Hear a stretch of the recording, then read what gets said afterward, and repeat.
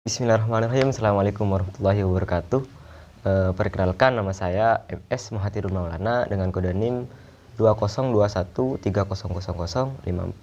Saya dari Prodi Teknik Elektro kelas B.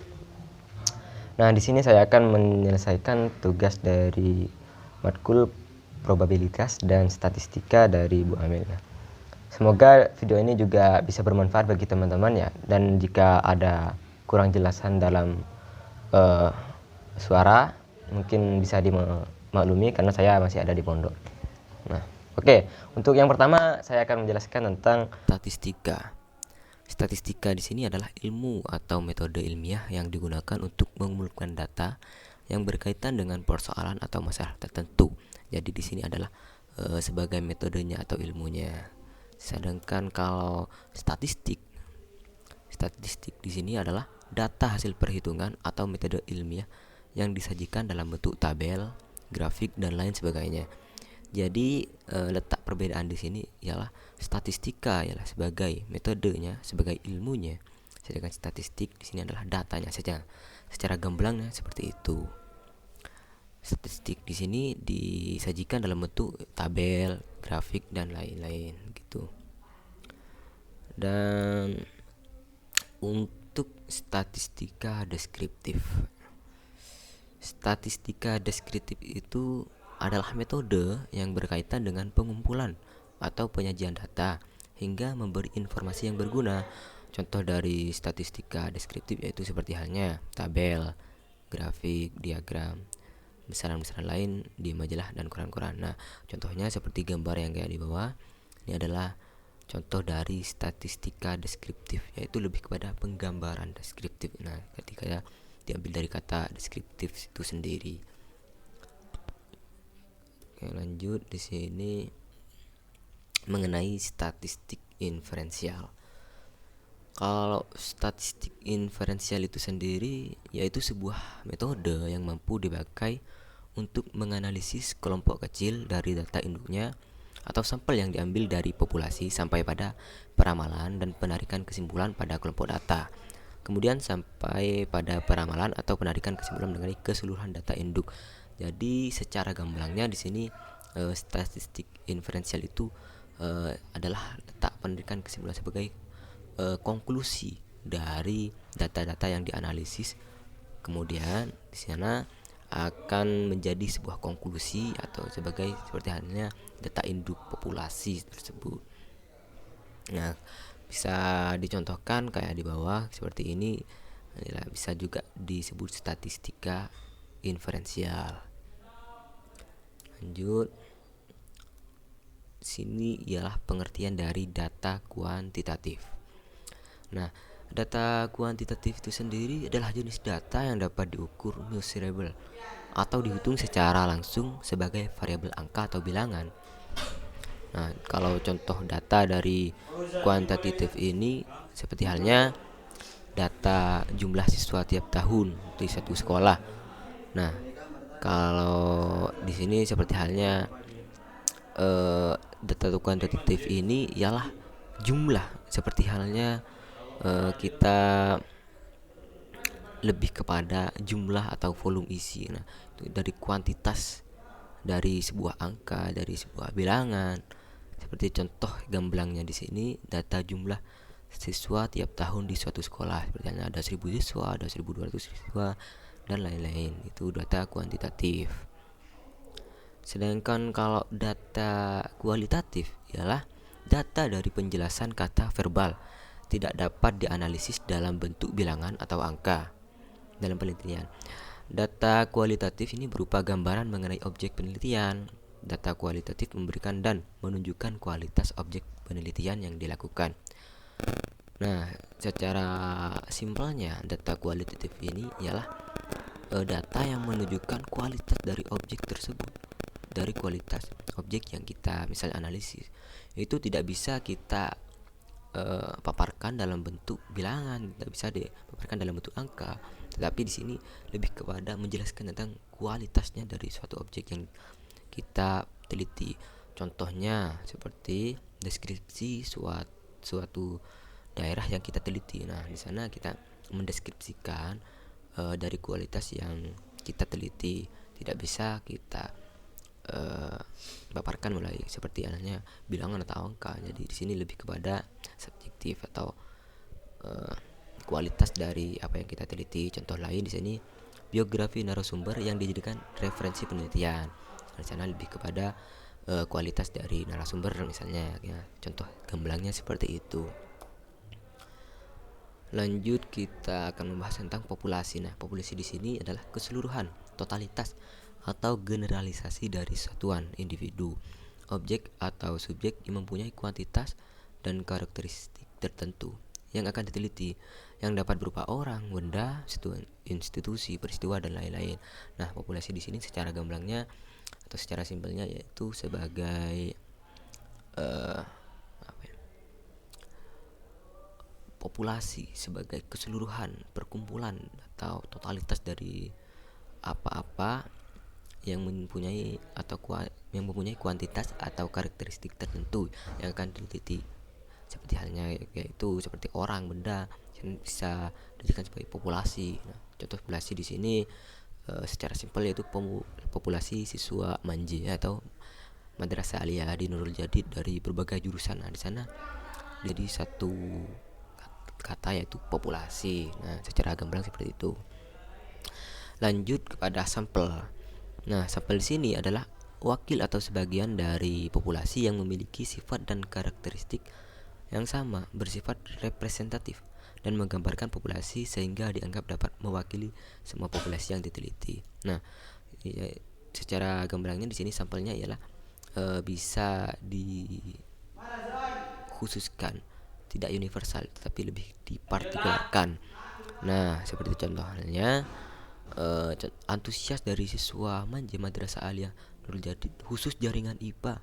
Nah, di sana lebih kepada disampelkan atau dipartikularkan dalam segi penyebutannya. Nah, secara gamblang seperti itu. Ya, maaf ya teman-teman kalau ada suara kurang jelas atau gimana, itu bisa dimaklumi karena saya ada di pondok seperti itu. Oke, lanjut kepada pengumpulan data. Yaitu pengumpulan data di sini teknik atau metode yang dilakukan oleh peneliti untuk mengumpulkan sebuah data. Jadi ada beberapa teknik dalam mengumpulkan data dari seorang peneliti. Nah, di sini saya rangkum secara ringkas ya. Kira-kira ada 4 di sini, yaitu yang satu pengamatan mendalam atau yang biasa kita sebut dengan observasi. Nah, yaitu pengamatan terhadap objek yang akan dicatat datanya dengan persiapan yang matang dilengkapi dengan instrumen tertentu. Jadi di sini observasi itu secara gamblang langsung datang, langsung bertanya, langsung mencatat data-data, langsung terjun langsung kepada objek yang akan kita teliti, seperti itu observasi namanya.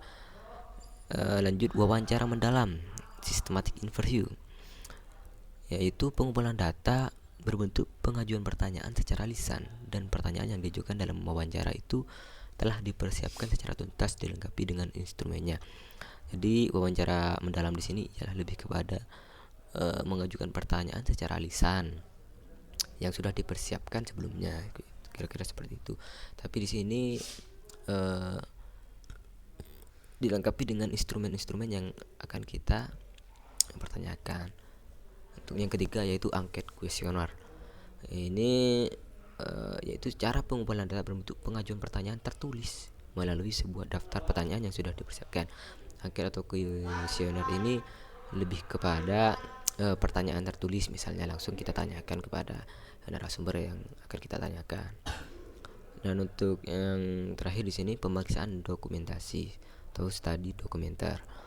Nah, dilakukan dengan meneliti bahan dokumentasi yang ada dan mempunyai relevansi dengan tujuan pendidikan. Di sini yaitu caranya meneliti bahan dokumentasi yang masih relevan, yang masih sesuai dengan tujuan pendidikan, yang mana study dokumenter. Nah, contoh-contoh dari pengumpulan data di sini seperti halnya tes hasil belajar, tes kepribadian.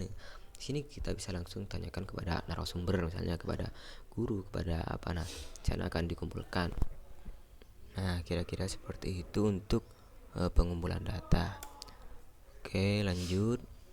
Di sini mengapa data harus dikumpulkan dalam bentuk tabel atau grafik? Mengapa seperti itu? Karena agar dapat memberikan gambaran yang bermakna. Data-data itu harus disajikan ke dalam tampilan yang sistematis. Dan untuk keperluan penganalisisan, biasanya data itu disusun dalam sebuah tabel. Penyajian data ini bertujuan untuk memudahkan pengolahan data dan agar pembaca itu memahami tentang data-data yang kita sajikan. Nah, di sini agar lebih sistematis, agar lebih berurut, agar lebih runut dalam menyajikan data, dan juga agar lebih mudah dipahami oleh pembaca. Kira-kira seperti itu untuk mengapa data itu harus dikumpulkan dalam bentuk tabel atau grafik. Oke, lanjut. Di sini menjelaskan tentang grafik. Nah, grafik garis. Grafik garis di sini adalah lukisan naik turunnya data berupa garis yang dihubungkan dari titik-titik data secara berurutan. Nah, grafik ini digunakan untuk menggambarkan perkembangan atau perubahan dari waktu ke waktu. Jadi di sini seperti halnya gambar di sini, ini adalah contoh dari grafik garis. Penjelasannya seperti itu. Contohnya grafik pengunjung perpustakaan MKN 2 tiap tahun. Nah, grafik garisnya seperti ini nanti. Oke, lanjut. Dan untuk grafik batang. Nah, grafik batang di sini ialah lukisan naik turunnya data berupa batang atau balok yang dipakai untuk menekan adanya perbedaan tingkatan atau nilai berupa aspek. Seperti halnya di bawah, ini adalah gambar dari grafik batang. Contoh grafik batang, pekerjaan orang tua siswa SMK Negeri 2. Nah, seperti ini datanya yang kita analisis. Nah, kalau kita sajikan dalam bentuk grafik batang, maka akan bentuknya seperti ini. Akan ada balok-balok yang akan menjelaskan secara sederhana bagaimana perkembangan itu. Nah, oke, lanjut untuk grafik lingkaran. Nah, grafik lingkaran di sini adalah gambaran naik turunnya data berupa lingkaran untuk menggambarkan persentase dari nilai total atau seluruhnya. Jadi grafik lingkaran ini lebih mudahnya berbentuk lingkaran seperti halnya di bawah. Nah, ini bedanya dari yang lain. Grafik lingkaran ini bentuknya bundar. Kalau sudah seperti ini, untuk menggambarkan persentase dari nilai total atau keseluruhannya, dan persen-persennya itu bisa ditampilkan di grafik lingkaran ini. Lanjut untuk grafik titik. Nah, grafik titik ini juga merupakan salah satu grafik yang dapat digunakan untuk menyajikan data tren. Seperti halnya di bawah. Nah, ini adalah contoh dari grafik titik. Di sini ada titik, titik, titik. Nah, karena akan disatukan menjadi seperti ini. Ini juga bisa digunakan untuk menyajikan data tren dan mempermudah pembaca untuk memahaminya. Mungkin cukup ini yang saya bisa jelaskan dari tugas UTS dari Bu Amel ini. Semoga bisa bermanfaat untuk teman-teman. Mungkin ada kesalahan kata atau dari kurang lengkap dari penjelasan saya mohon maaf yang sebesar-besarnya. Wabillahi taufiq wal hidayah. Wassalamualaikum warahmatullahi wabarakatuh.